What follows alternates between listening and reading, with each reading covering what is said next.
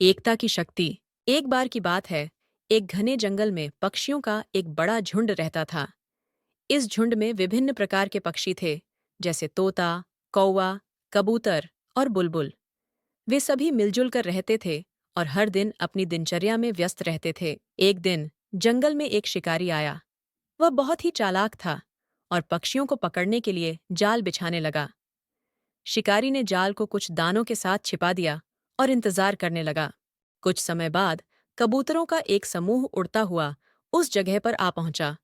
उन्होंने जमीन पर दाने देखे और उन्हें खाने के लिए नीचे उतरे। जैसे ही उन्होंने दाने खाना शुरू किया, वे सभी जाल में फंस गए। शिकारी बहुत खुश हुआ और दौड़ता हुआ उनके पास आया। कबूतर बहुत डर गए और सोचने लगे कि अब क्या होगा। तभी उनके समूह के नेता ने कहा, डरने की कोई जरूरत नहीं है। अगर हम सब मिलकर एक साथ उड़ेंगे तो हम इस जाल को भी अपने साथ उठा सकते हैं और सुरक्षित स्थान पर जाकर इसे काट सकते हैं। सभी कबूतरों ने एकजुट होकर अपने पंख फड़फड़ाए और एक साथ उड़ने लगे। शिकारी ने ऐसा दृश्य कभी नहीं देखा था। वह हैरान रह गया कि कैसे इतने सारे पक्षी एक साथ उड़कर जाल को उठा ले गए। कबूतरों ने पास के एक पेड़ पर जाकर जाल को गिरा दिया, जहां एक बुद्धिमान चूहे का बिल था।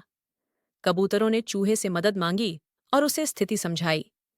चूहा बहुत बुद्धिमान था और उसने अपने नुकीले दांतों से जाल को काटना शुरू कर दिया।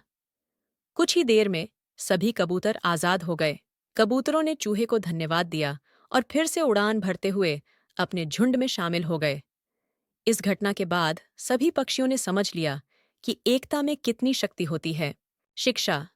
इस कहानी से हमें यह सीख मिलती है कि एकता में अपार शक्ति होती है। यदि हम सभी मिलकर काम करें तो किसी भी मुश्किल को आसानी से पार कर सकते हैं।